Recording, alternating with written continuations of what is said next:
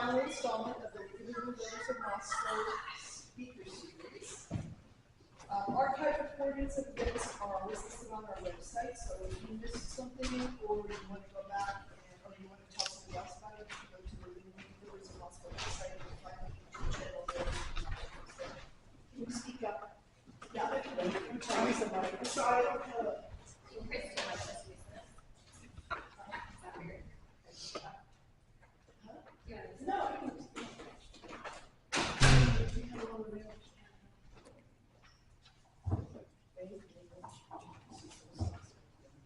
I'm expecting a handheld. Can you do that? Yes. Okay, so before I introduce today's speaker, I want to just mention two upcoming voter engagement opportunities. One of which is tonight at 7, if you don't already know about it. There is a candidate forum for the Layton County Library District Board of Trustees candidates downstairs in the great room, I believe. Yes. There are 5 positions on the board. There are 3 open positions on the ballot this year. Contested. They're not usually contested this year. Early voting at the courthouse has already started, and it lasts until Friday, May 16th. You're open from 8 to 5. It's fast. If you've never done that, it's really good. And we sort of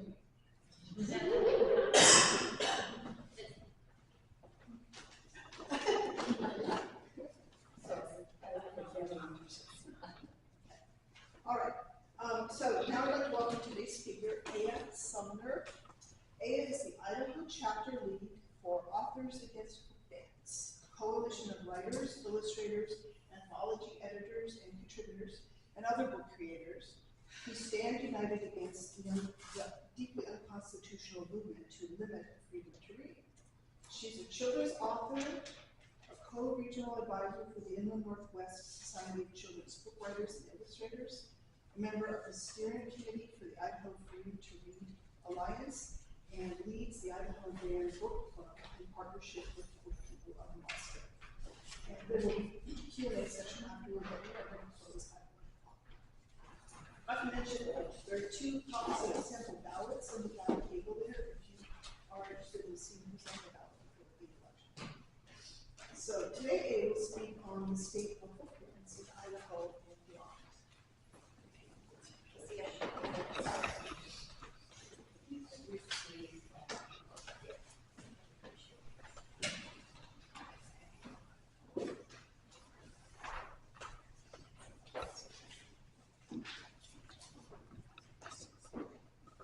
Okay, can you guys hear me okay?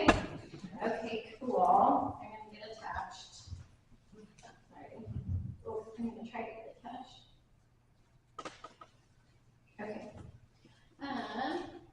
Okay, so today, my name is Eija Sumner. I'm going to talk about book bans in Idaho and beyond.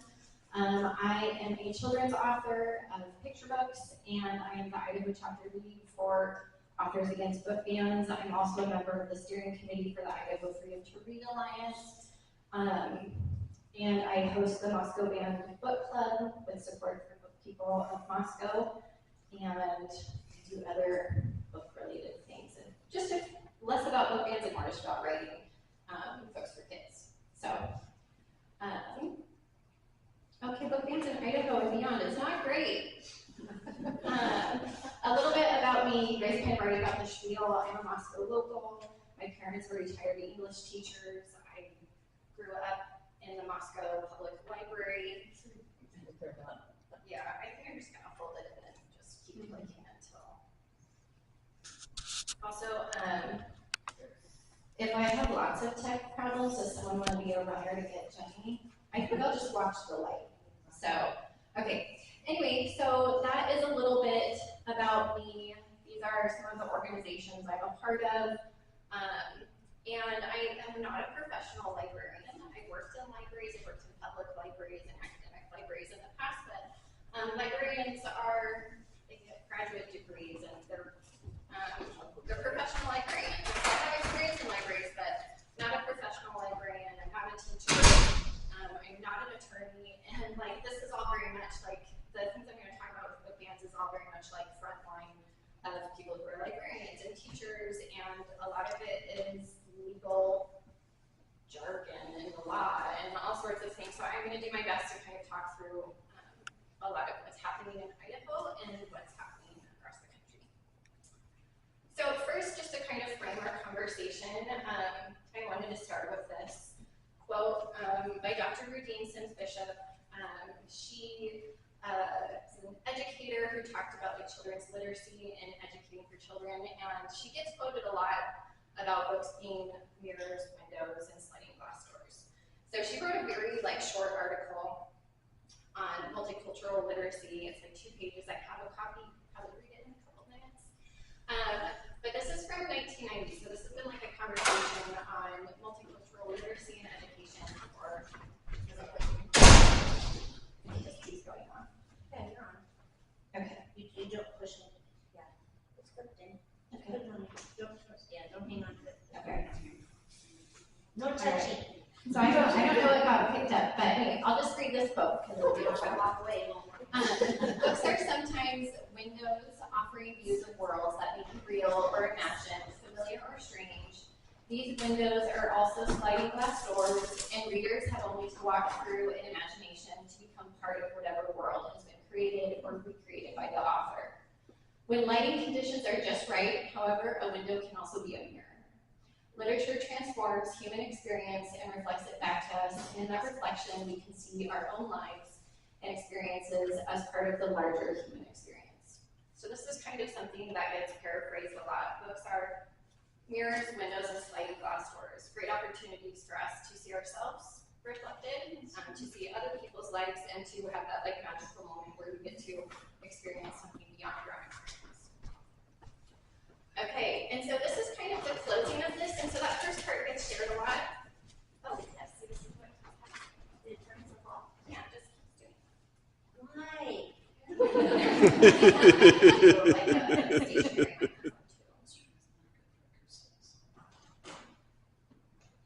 Okay, Jenny's just gonna stand here.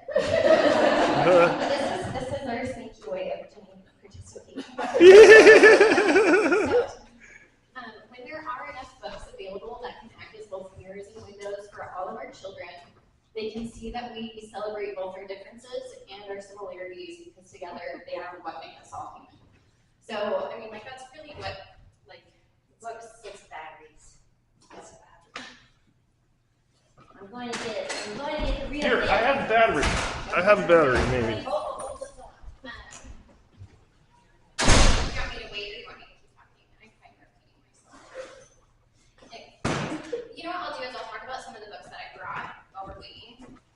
I brought some of my own books, and then I brought a lot of books that are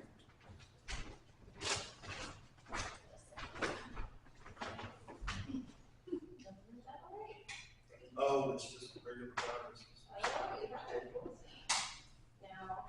Okay, so I'm just going to talk about some of the books that are up here. So I brought copies of my books. They're silly picture books for children. I brought some of the books that are the most challenged books, like Genderqueer. This is a memoir graphic novel. All Boys Are Blue, also a memoir.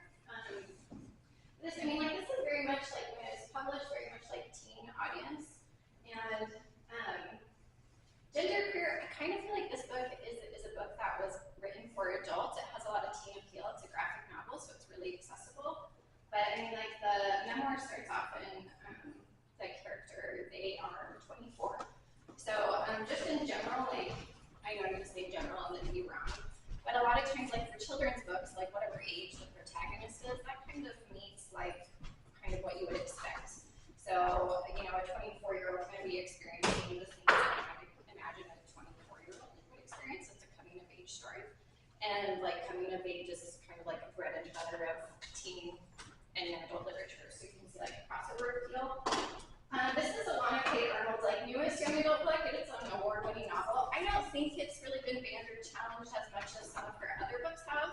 But, she has books that you have to get, behind the shelves of libraries in Idaho. She is a phenomenal writer. What are your words? This is a book about pronouns. I'll talk about this a little bit later, but this is one of the picture books that is a part of the Supreme Court case. The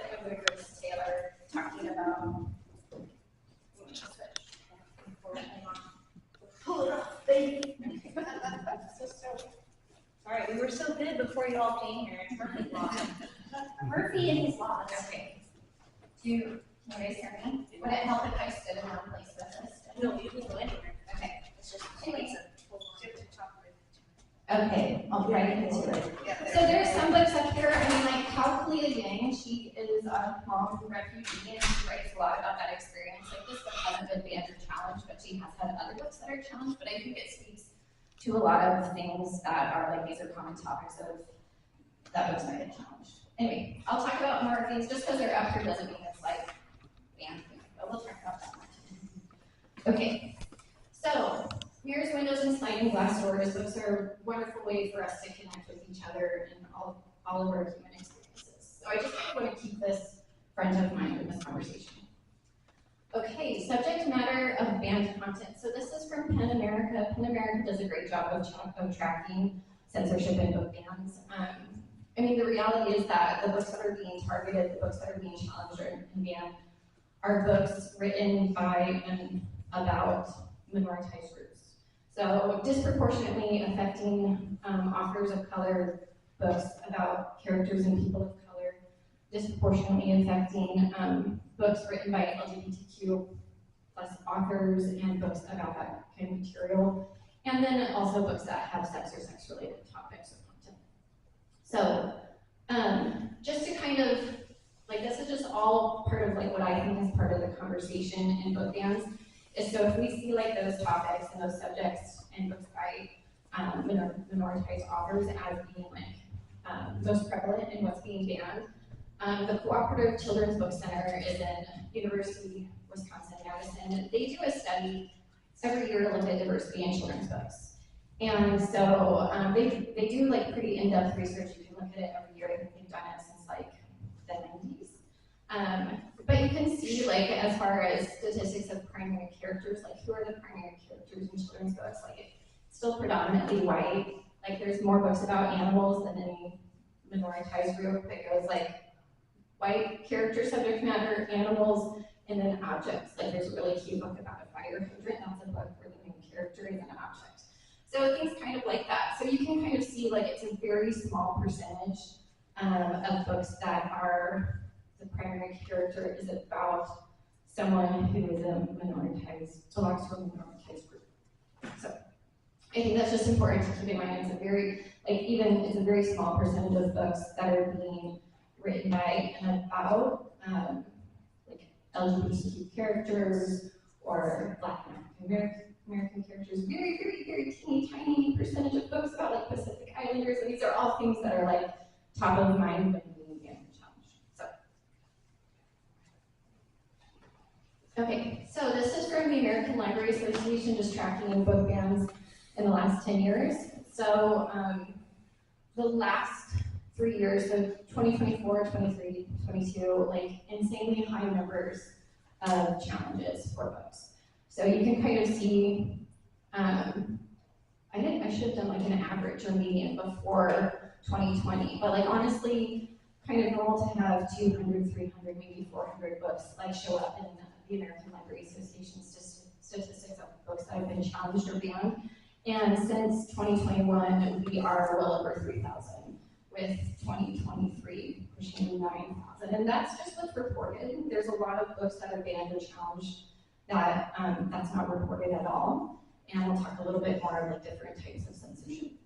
So like, I think looking at this shows that it's really a targeted effort. This is not parents saying, oh, my kid read a book and there was a naked child in it, or I'm sorry, that's not a big deal. You know, like someone disagreeing with the book. This is way more than that. This is going to be like a targeted effort by politicized groups to segregate libraries, to discriminate through policy. Like that's what's happening. So are those cumulative numbers? So like 20 plus 25,000 books? So it's looking at each year. So like 2024, that's 5,813 additional banned books of what's already been banned? I think it's looking at the year. So, and I see Heather nodding her head. Heather's a retired librarian. You know, I will have time at the end for more questions. I'm totally okay jumping into, but we can have a bigger discussion at the end for sure. So this is each year. So like maybe of the 5,000 titles that were challenged in 2024, maybe all of those same titles were also challenged in 2023.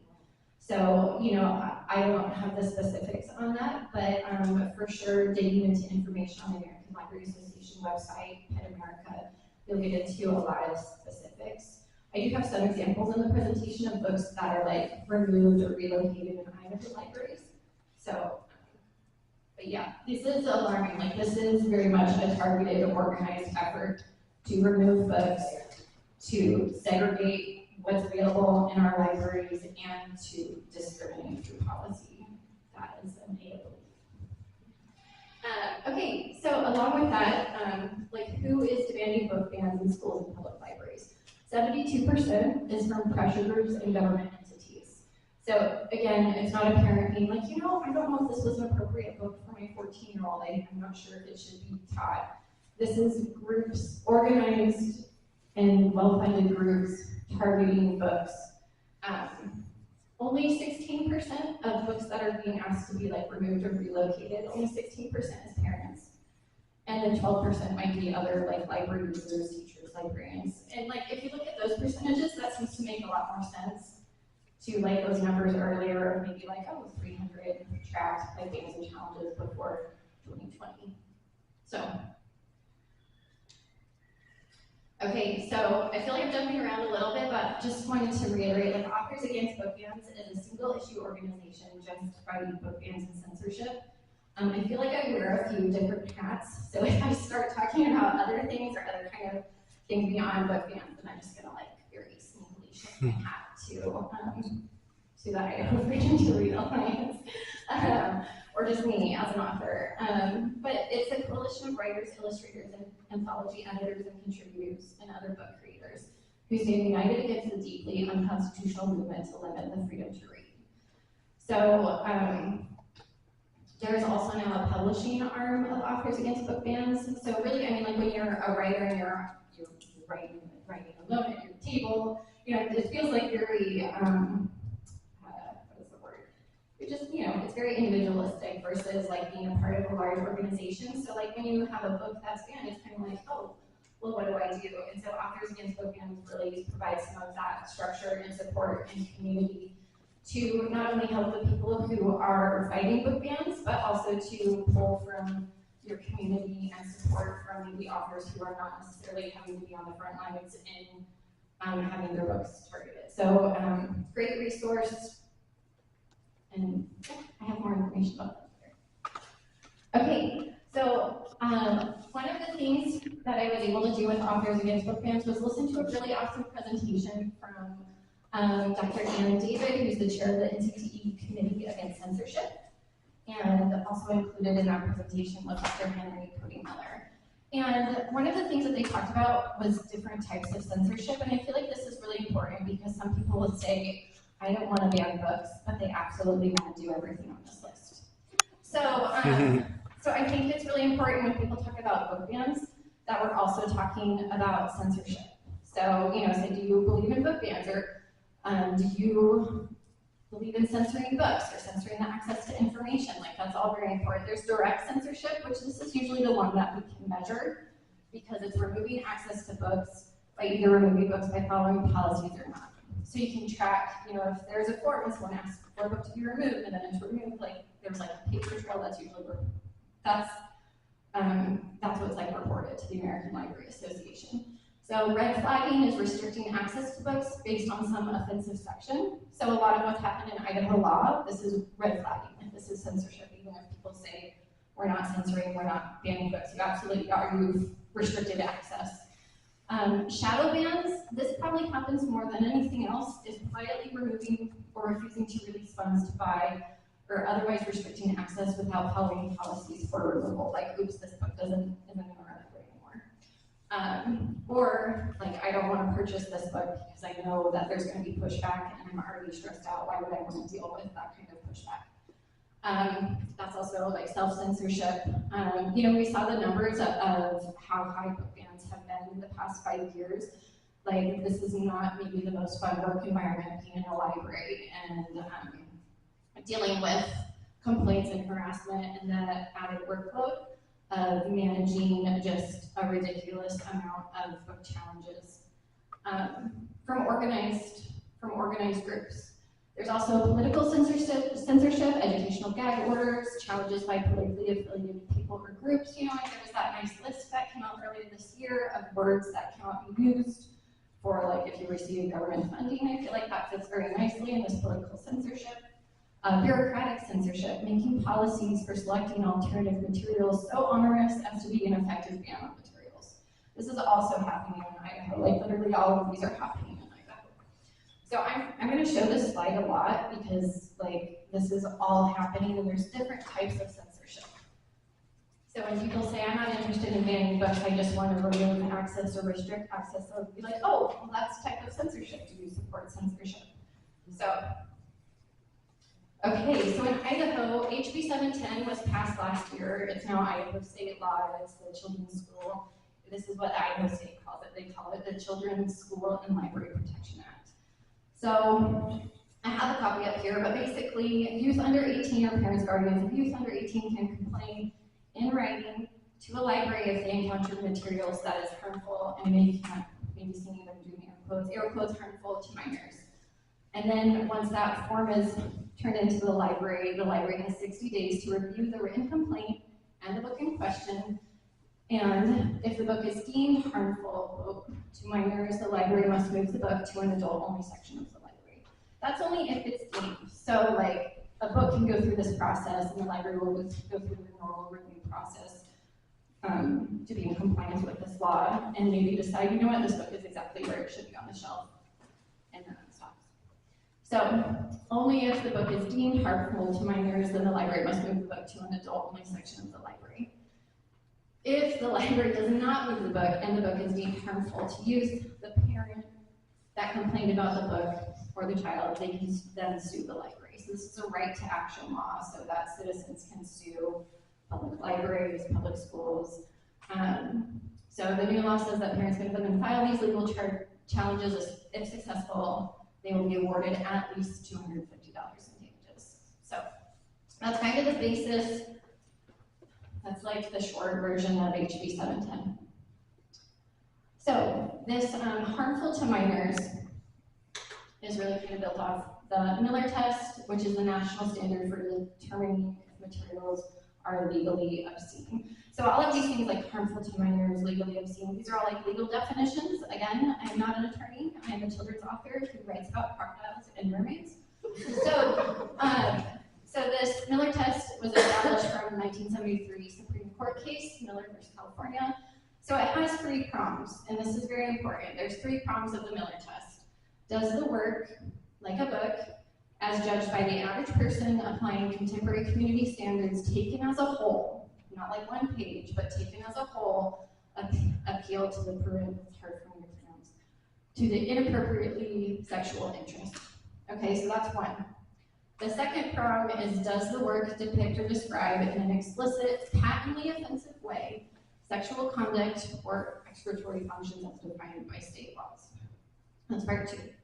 Does the work, taken as a whole, lack serious literary, artistic, political, or scientific value? So for the Miller test, all 3 prongs of that have to be met. And you know, and this part down here on the slide, I got this from the Idaho Library Association. So all 3 prongs must be met. The current interest and patently offensive prongs are judged by the local community standard. So that's going to be your library board. That's going to be your school board. Like those are the, you know, that's going to be part of that review process. And then the value prong is this work valuable. That is a nationwide standard. So some of the books that I have up here, like Genderqueer is one of the most banned books in the United States. Like it value prong, like it is American Library Association award-winning graphic novel memoir. So yes, so there's that.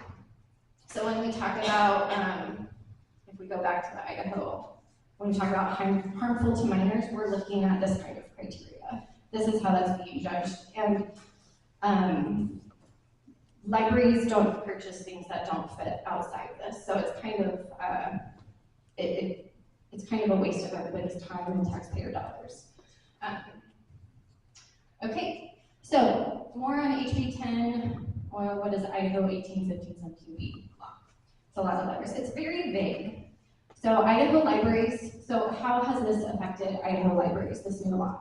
So Idaho libraries in general have updated their formal processes for complaints. So there's always been a process in libraries to say, hey, I don't know if this book is where this should be on the shelf, or I don't like this book, I don't know if you guys have it.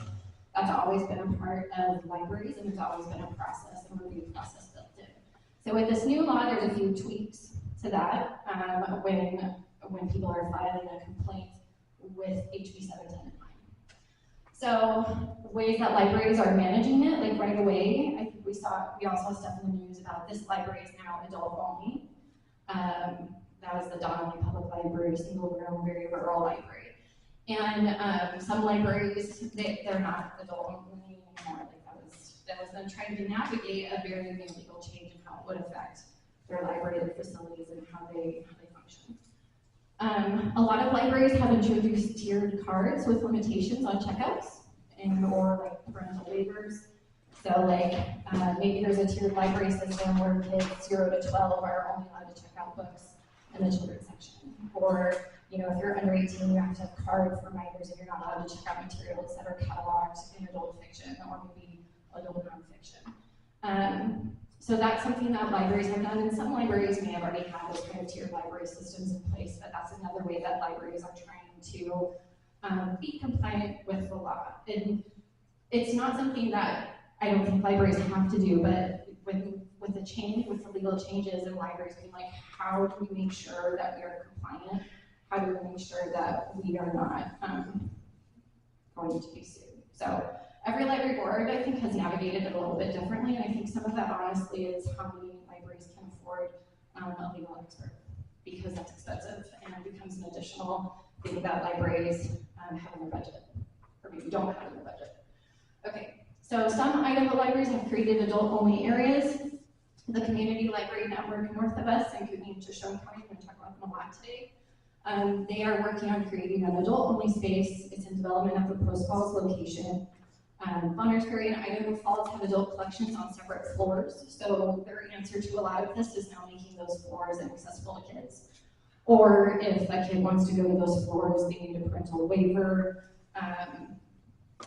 or they need to have a parent-waived unrestricted card or a signed affidavit. So imagine, like, this made national news because there was a parent who was trying to get like the Hobbit for her child, and her child couldn't go get the Hobbit on the 3rd floor by themselves, and so then she had to like sign an affidavit and accompany her child. But like, she's also a parent, so she has younger kids, and it places a very large burden on the individual to be able to access materials.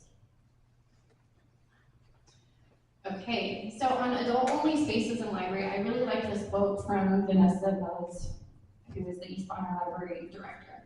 So libraries that are preemptively segregate materials, rather than respond to relocation requests as they come in, are going beyond what the law requires. Okay, so when we look at HB 710, we look at that law and it says, if a book is deemed harmful, it kind of goes through that process. Like, a book actually has to be deemed harmful, and the library board has to agree for it to be moved to an adult-only section. So a lot of libraries were like, well, do we need adult-only sections? Or like, that's kind of step 10, that's like skipping all the stairs in between. So, like, libraries that are creating these adult-only spaces, they're doing above and beyond what they need to do, because the response following the law is really following the requests, the complaints that come through, and then going through that process. Okay, so back to Community Library Network, which they've like taken so many extra steps. They're on like an escalator on restriction. So they are going well above and beyond what the library law requires. So the Community Library Network is north of us in Kootenai and Shoshone counties. It's a pretty big library system. It has branches in Athol, Harrison, Hayden, Pinehurst, Post Falls, Rathdown, and Spirit Lake. So I've already said like their library board is creating an adult-only room and post walls with materials that are deemed harmful to minors, and with plans to add an adult-only space in Haven as well. So apart from that, the community library network has only had 17 requests for relocation come in from library patrons. So they've had 17 formal requests, but because they're trying to do above and beyond, they are reviewing 140 books that are going to like move and relocate to this adult-only space. So those are not books that like, in the Idaho state law, it says like a parent or a child, and like, they have to obtain the book. So like, this is not necessarily following Idaho state law. This is like a very, very active and controlling board going above and beyond. Okay, and I mean like going above and beyond in a negative way, in my opinion. Okay, so like, where did those 140 books come from? I think this is a list from all of the news articles. This is a list that the director has come up with. I have some of the books here that are on that list. A lot of them are books for teens. And so those books, as they're under review, have just been removed completely from the library system. So, you know, books that are very popular that might have a copy in every branch, those books are not available at any of the branches while they're under review, and they've been under review for since January. So if you put a hold on a book, it's just not available. So, and from what I understand, like in library, like review practices, when a book is under review, generally the practice is to keep the book circulating until that review process is finished and a decision has been made. So like, this is censorship. This is like directly removing the book from the shelves. There is no access to these books that are under review, and technically, like, that's a book ban. That's a direct ban. Okay, so another thing that the community library network is doing is, because they are so interested in controlling what children have access to, they decided to do the thing and offer tiered library cards. So you could have a card and access anything in like the, you know, like books designated for like maybe picture books or 0 to 12, you know, like that kind of age range, or books like for teens. So they created a tiered library system. You probably want to look at their policies to see like what that breakdown is. I am not a member of their library system, so I don't have the specifics right in front of me. But anyway, they created a tiered library system. So parents had 3 types of cards to choose from for their kids: access only to the children's collection, access to the teen collection, or open access to the entire library collection, including materials from the regional interlibrary loan system. And I said from the interlibrary loan system, the cooperative library network on my slide, that's an error. It's like their borrowing consortium that they're a part of. So when they made that available to say parents can do this, and we, you know, like their agenda is a little bit for parents to then get their children the cards that have the limited access, a very small percentage of parents signed up for that. So, according to the library director's January report, there were 8,906 child cards. More than 90% had open access. So more than 90% of the cards for children had open access to the full library collection, while 813 chose one of the more restrictive options. Okay. So what happened then? Sorry, I thought I had that information on the slide. What happened then is that the library board voted to make all child cards limited access. 90% had open access, and their board said that's not enough. We want everyone, if you're a child, you have limited access. So when that tiered card system was first introduced, the Community Library Network is part of an interlibrary loan borrowing consortium, which a lot of libraries are. It's a way to increase access to the books that are immediately available in your library district. Our library district is part of the ValNet borrowing consortium, and I think maybe all libraries in Idaho are part of the Lilly, but that's a whole other thing. Anyway, so because of this, the tiered library system, there were a couple like, hey, is that okay for our borrowing consortium? And now that things have shifted, where child cards are all restricted, that has bigger impacts that affect the infrastructure of the borrowing consortium. So like if you were a kid and you had an unrestricted card and you were like, I really would like to read this book, and it is available in one of the Washington libraries that is part of that borrowing consortium. Previously, you could put a hold on it and it would get delivered to your branch and you check it out and everyone would be happy. Okay, so that is no longer an option because of this restricted change. So, and this is still ongoing, so if I say something that is inaccurate, that's possible. And if I say something that is likely to change, also possible, because this is ongoing right now this spring. So one of the things that they're trying to figure out is if you have a card and you're part of the community library network, whether or not you can go and check out a book that is available at a library in the consortium that would not be available to children within the community library network. Does this make sense? Like normally you put a hold on a book, it shows up. Now, part of that restriction is like you might actually have to go to a whole other town to get a book that you are not allowed to get. And it also means that cards who have this restricted access can't use the digital services that libraries provide. A lot of ways that libraries provide books to people is through online borrowing, like the Libby app and Hoopla, and there's probably a few other resources I'm missing, but yeah, so that option is also not available to child cards. And so a child card is someone 0 to 18. Okay, so, I guess I did talk about this.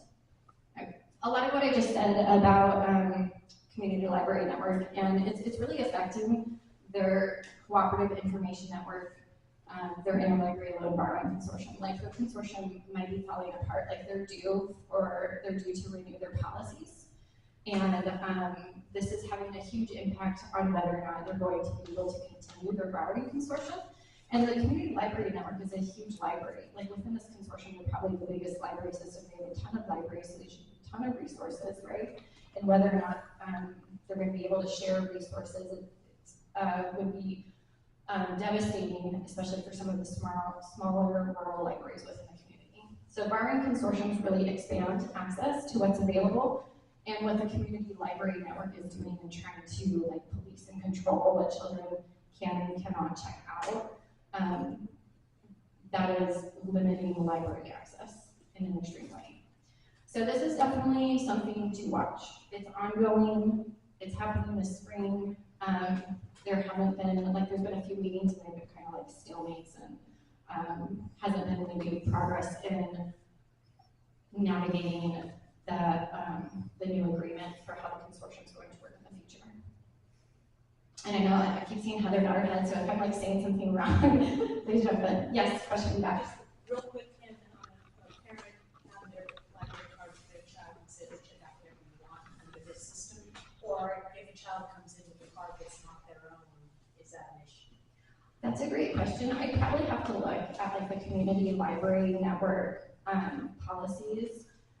You know, every library is going to have policies about like your card and you using it, so I don't want to answer or talk about like my borrowing habits and my family. So I mean, like, you know, I was just curious. yeah, I mean, usually, you know, if you have a library card, you're responsible for those materials, right? And so whoever has that card, that account, they're responsible. I don't know. But even with kids, there's a parent. Oh, I'm sorry. The question was, if you're a parent and you have a library card, do you think you'd be able to give your kid your card, and then they could use that card for library access? And I said that's a great question. But that's a great question to look into, like library policies. Yeah.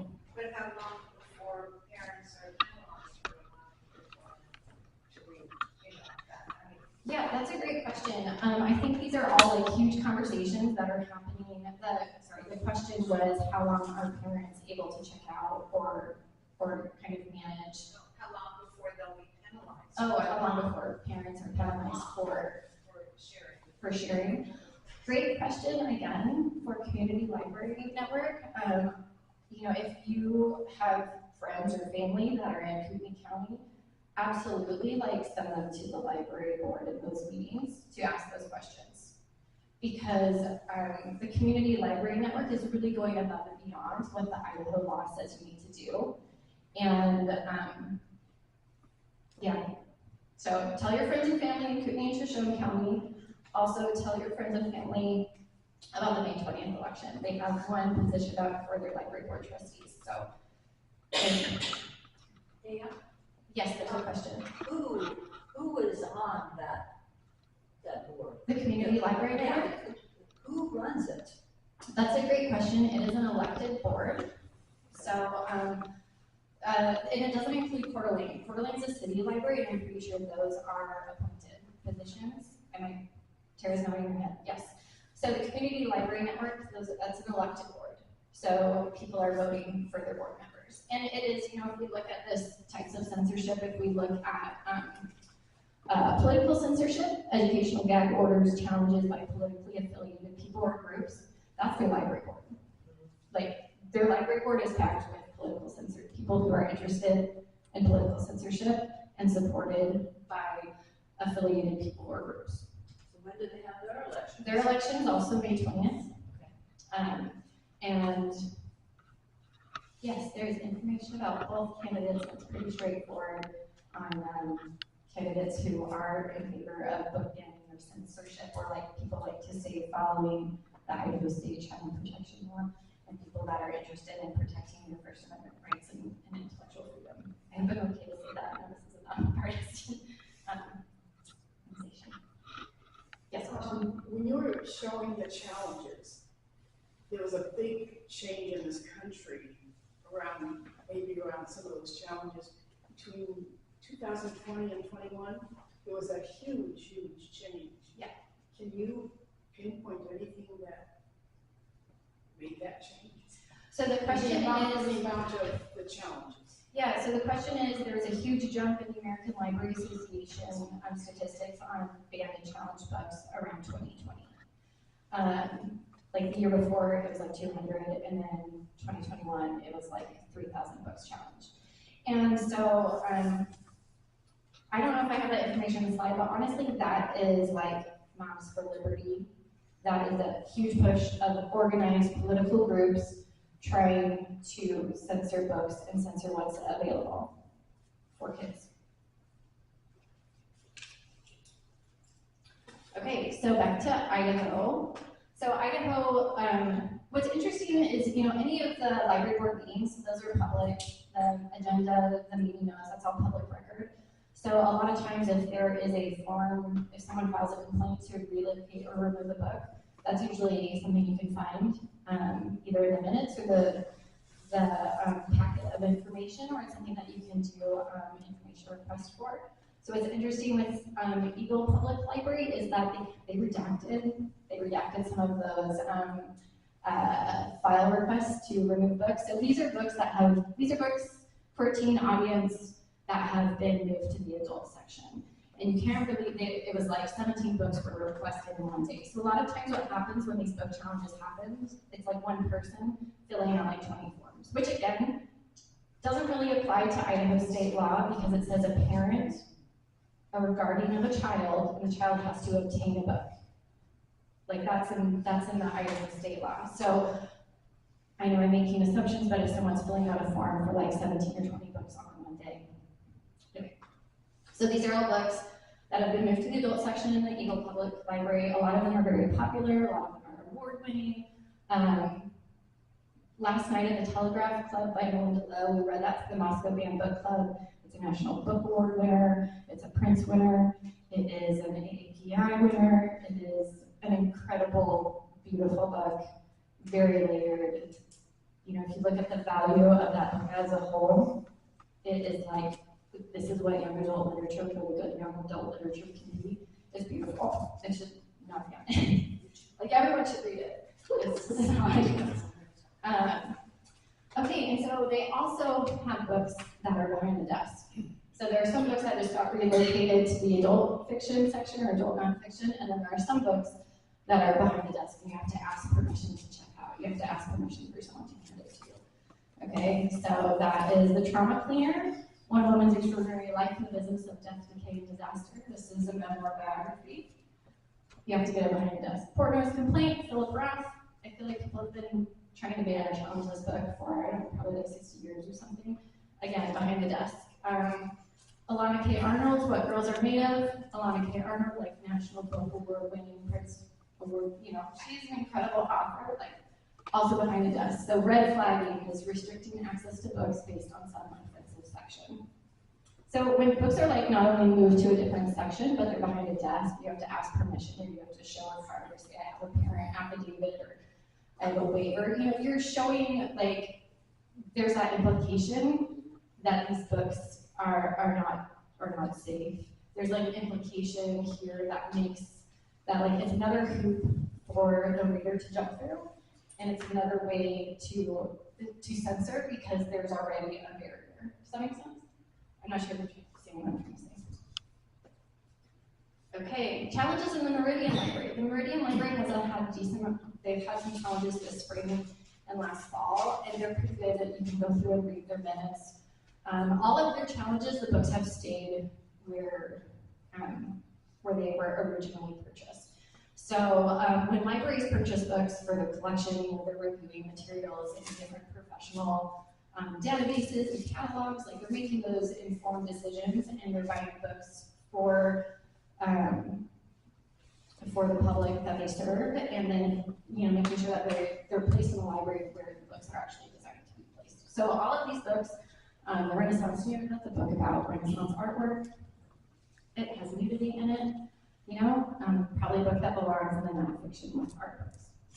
So all of these books up here, Two Boys Kissing, that's a young adult book. Pride 1, 2, 3 is a board book, it's a counting book. The first one is, there is one Pride parade, it's a counting board book, it's probably gonna go to like 8 or something. So these are books that they had complaints come through, and then after the review process through the library and seeing if it meets that, another test, that three-prong requirement, if those books need to be relocated or just stay where they are. And so I'm pretty sure for Meridian, all of the books have just stayed where they are. And honestly, with that's kind of how that process should go. Some books get relocated, but the reality is the library professionals are doing their work. They have the experience and expertise to review and purchase books and to place them in the library where the intended audience is. And all of the book ban stuff is a lot of extra hoops and work and a waste of taxpayer dollars and a waste of time.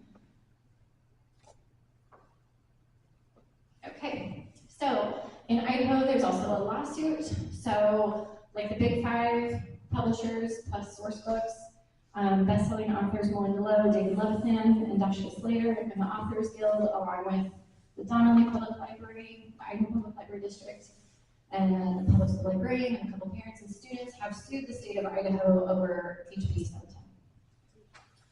So this is ongoing. I feel like all of these fights are going to happen in the court, and they're all going to take time, so I don't have any answers here.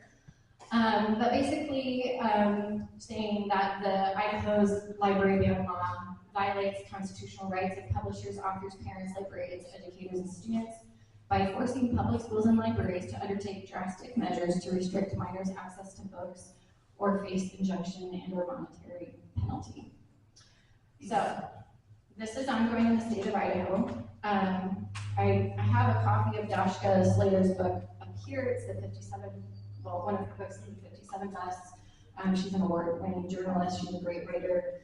She also writes really cute picture books about scales.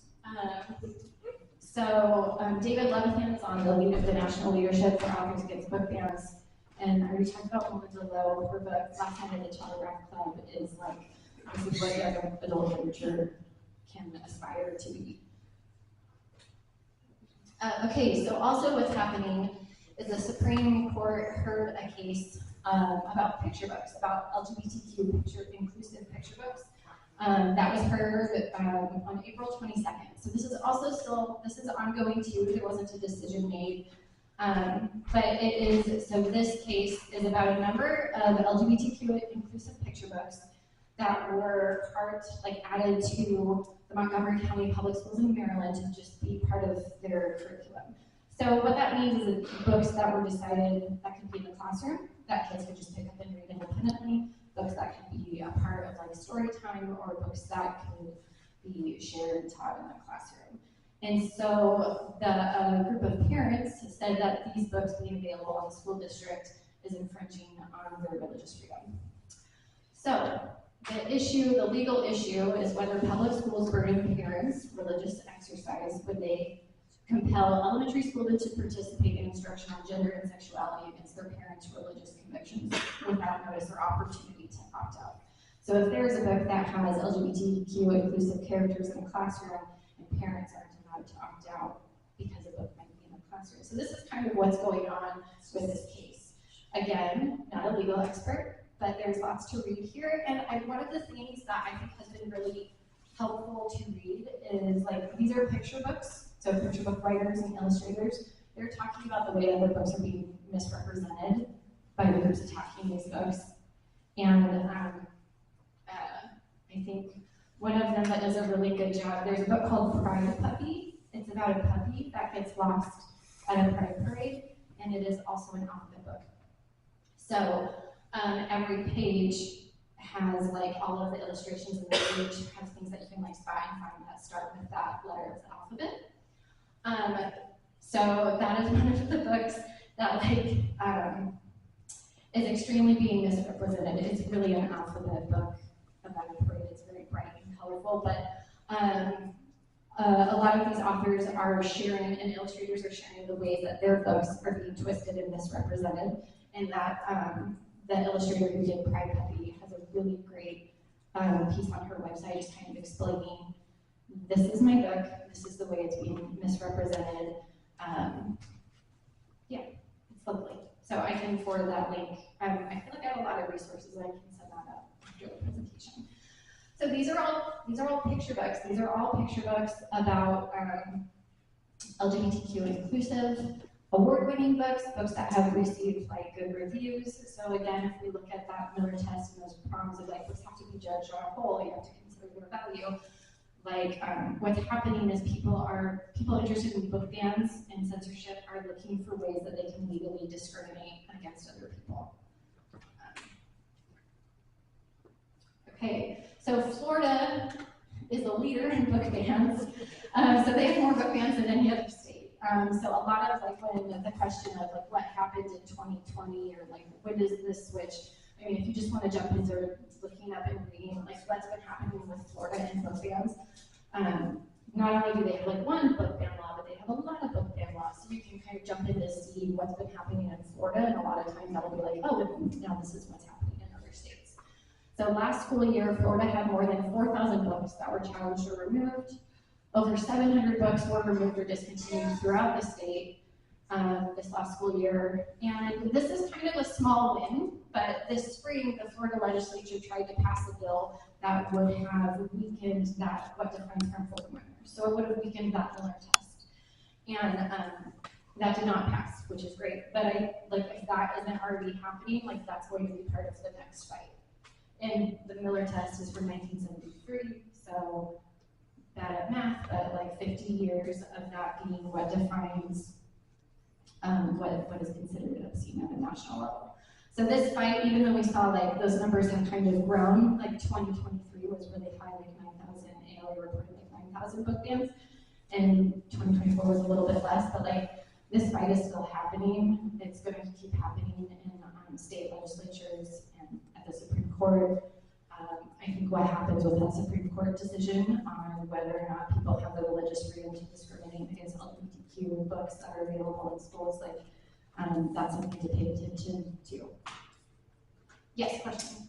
So it seems like the whole crux of this is on the definition of harmful to minors or harmful to children. And we've got a test, but it hasn't, what does that mean, harmful to minors? What's actually meant by that? Just because somebody objects, oh, I find it offensive, that doesn't mean that it's harmful to minors. What's really meant by that? So that's a great question. The question is like, what is meant by this definition of harmful to minors? And kind of questions of if we've got that definition with the Miller test, and like what does that actually mean? Like it is kind of like it is kind of vague, right? Like if you want to know what is the definition of harmful to minors, I think like we all might just want to sign up for 4 years of law school, because that like I think like that is where that discussion and decision, like that's kind of breaking that down, right? So I think that's my best answer, is looking at past legal precedent of what is defined, and I think I had that slide where, you know, some of it is I have to go back really far in my slideshow. Actually, I'll do that at the end. Okay. Okay, so that's kind of what's going on with Florida. So that's the thing to look for next, is weakening of the Miller test and ways that states are trying to work around. Okay, so that leads us to South Carolina and Utah, who have statewide bans. So they've kind of changed. So what's happened in Idaho is it's local, right? So if there are things happening at the community library network, then there have been 17 proposed bans or 140 books proposed removed to an adult-only section. Like that's happening in one location, right? Like people challenging books in Meridian, that's one location. Eagle, same thing. For Lake County, we haven't had any formal written complaints. So, you know, but so some of the things that have happened is like that's very local, right? And so in South Carolina and Utah, they now have statewide bans because how those states are handling book bans, and some of the laws that they have passed have expanded at like the State Board of Education. So specifically in Utah, there was a bill that was passed, so if at least 3 school districts ban a book, that book can be banned statewide. So what might happen in one district with like maybe a very active political organization or support, you know, if there are 3 books that are banned statewide in Utah, that now applies to the full state. So Utah now has 18 books that are completely banned throughout the state. Those books are removed from school libraries. They're destroyed. That's part of the bill. Those books are destroyed. They're not like donated or, you know, those books are destroyed. And if a child brings one of those books that are part of the statewide ban, if they bring that onto school property, there are like, now that child can get in trouble as far as like the school policy. So like pretty extreme. And so, Another one this morning. yeah, just went up. So, so they're at 8, I thought 18 was maybe the current one, it might be 19, but South Carolina has 22 books that are banned throughout the state, and basically it's like the State Board of Education is taking some of that power away from local, that local control of what's happening with local school boards, what's happening, with local school boards where those are elected positions. So those are positions that are elected by people to represent their local school board, and so now you have a state board overriding what's happening on the local level and banning books statewide. So this is a pretty huge reach of power, and so something to be aware of if if there's legislation talking about how books are banned and kind of these kinds of things. This is what's on deck. We don't have this yet. How long before federal? I think following, so the question is how long before federal book ban laws? I think looking at what's happening with that Supreme Court case, we move this first Taylor, that'll be an interesting one to follow because that's in schools, so that's in public schools. So that'll be an interesting one to follow. I don't know when they're going to decide. There were a couple arguments that were made public, so it doesn't really seem like it's going to be maybe in favor of First Amendment rights and intellectual freedom, but that's definitely one to follow. And some of the changes happening at the federal level by defunding the IMLS and resources for libraries, those are things to kind of keep track of to how this is all going to play out.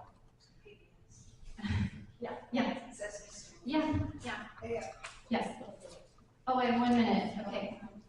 I'm happy to stay after and answer questions. So this is another big one. The Department of Defense schools, in January, so basically any of the schools that fall under the Department of Defense, so if you have a kid who is on a military base and going to school, the Department of Defense pulled a ton of books and curriculum. So things that have to do with diversity, equity, inclusion, things that have to do with teaching slavery, books about any of that kind of stuff, like pulled from the shelf. So that is 161 schools across 11 countries, 7 states, Guam, and Puerto Rico.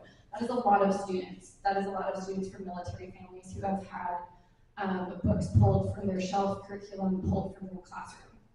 So in April, students in the ACLU filed suit against the Department of Defense. So this is another one to watch. So, okay, again, types of censorship. Like, there are more types of censorship than just removing a book and saying this is on the shelf. There's a lot. That's something to be really mindful of when people say, I'm not interested in book bans, and we can say, what you're doing is censorship. I thought I'd end on a positive note and go back to those mirror windows and sliding glass doors and what books can be. So when there are enough books available that can act as both mirrors and windows for all of our children, they can see that we celebrate both our differences and our similarities, because together, that is what makes us all human. Like, this is what people don't actually want. They don't want a window or a sliding glass door. Like, they don't want to see other people as human. So taking books off the shelf, book bans, censorship, this is a way to say, this is a way to dehumanize people to other people. And this is like step one. Like, removing stories and limiting this access is a way to say, this kind of person, this history, this book is not human, this is not valid. So that's what book banning is doing. Limiting stories, like, it is saying, we don't see each other as human. Your story is not valid. Okay, I said positive note. But the reality is, like, books are so powerful because they have the potential to bridge those gaps. Yes. And children are so generous that children see things that adults maybe have been taught that they don't see. Like, it's very easy for children to see injustice. It's very easy for children to find the humanity in others. Okay, so what do we do to fight book bans?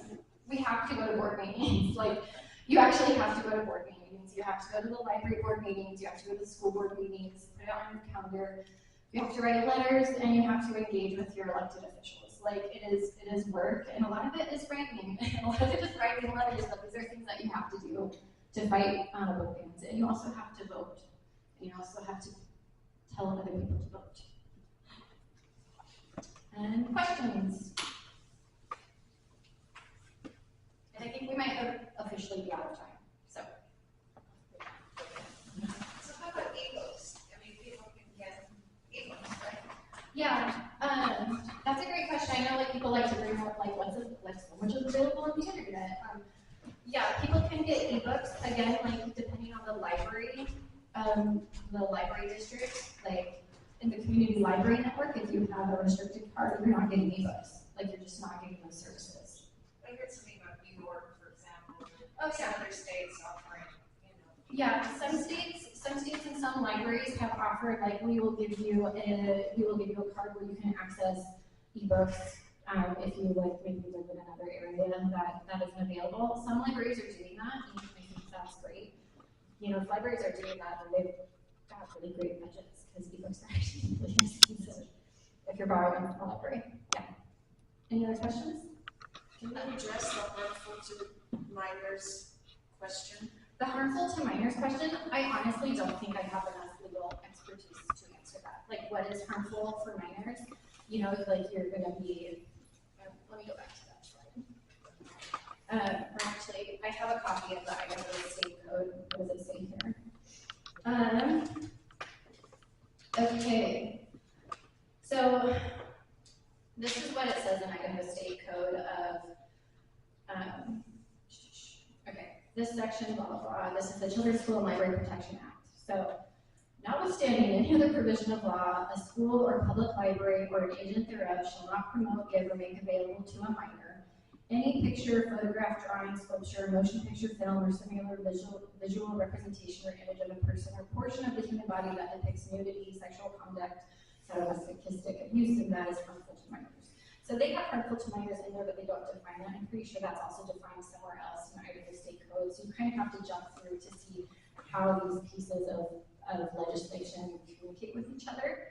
So any book, pamphlet, magazine, printed matter, however reproduced, or sound recording that contains any matter pursuant to paragraph A, explicit or detailed verbal descriptions or narrative accounts of sexual excitement, sexual conduct, masochistic abuse, and that taken as a whole is harmful to minors.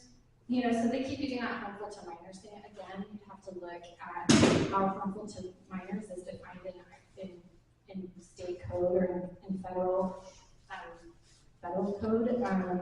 For Idaho, I think the Idaho state code that refers to harmful to minors, I think like that was maybe, from what I've read, I could be wrong, I think that was established in like 1970. The Miller test is like 1973, so there might be some, it's not like imperfect, they're not exactly the same.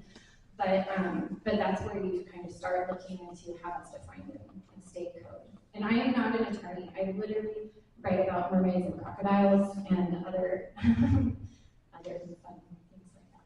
Yes, question very much.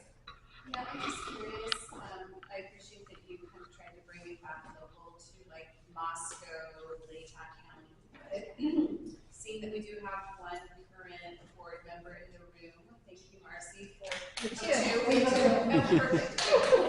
I appreciate both of you being on the board. Have you seen any direct threats in your tenure on the board yet, or are there things pending that are causing you concern that people should know about? Is this time to talk about library policy? So we spent a lot of taxpayer money and a lot of time coming up with new policies to fulfill the requirements of the law. And so we have now 2 avenues that you can challenge a book. Since the law passed, nobody has submitted a challenge to the board, but our staff members have many people come and complain to them. So it's kind of too bad because we are supposed to be the lightning rod, but people have not. I mean, the standard is pretty good. At least our legal advice that we got, the standard is quite high to relocate any book.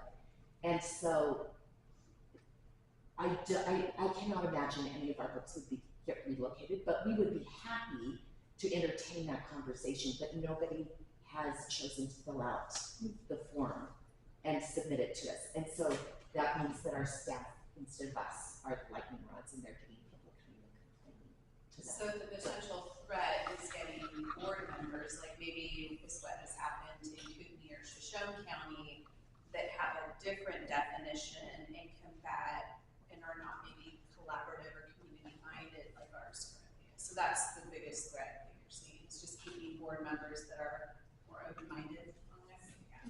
So I think like with the question of what's happening with our local libraries, I think like the big thing is that for the people that are in the library every day working, like the people who are at the circulation desk, the people who are, you know, in the library doing programming, like they're on the front lines where they are the ones having these conversations, or maybe having someone yell at them about books in the library that they don't agree with.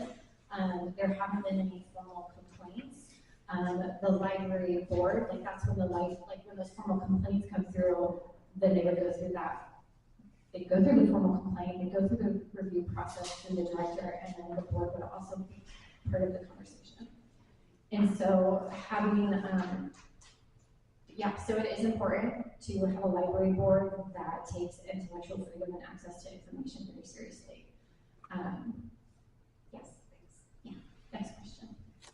There's another problem here when you talk minor, you're talking anywhere from a newborn to a 20-year-old. How do you divide that up? I mean, it's impossible, really.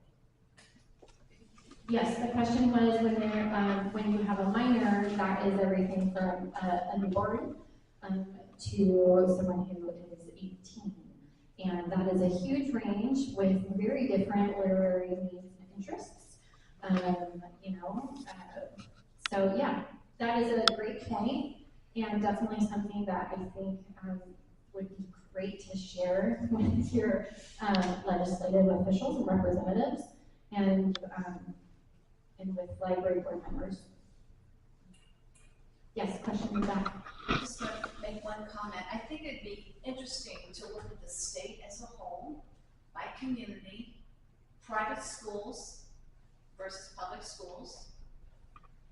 Because of that enrollment, that number, whatever that percentage represents in each community, how that also affects these particular suits that come up to these local libraries. I think you might see something interesting there. And also, I think depending on the private schools, how well they're funded, what kind of libraries do they have, and do they also use the public library? You know, Moscow has a very progressive face, and for that reason, I hope we hold it. But I think that's some of the, I think we're looking as we talk about the mores of a community, what one community considers right or wrong, and that's going to have an influence because we're talking, again, culture clashes. So I just think it's something maybe to look at in the future. Yes, that was more of a comment than a question.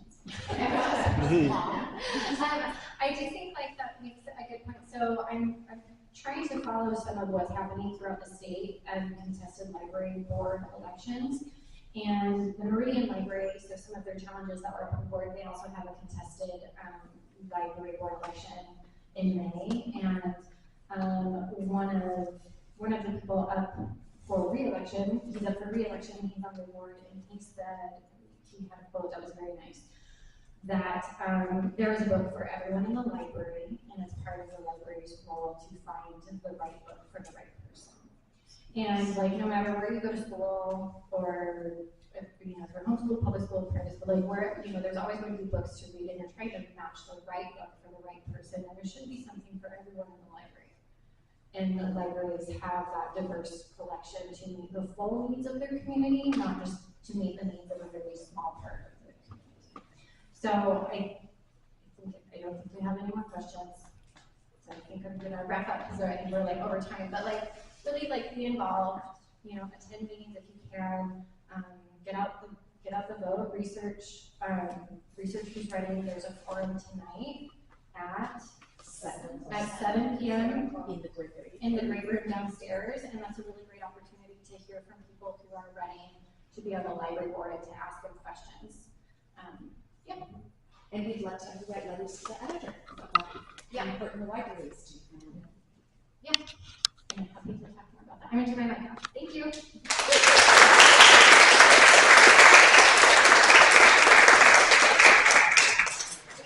I do have a silence board if you're interested in the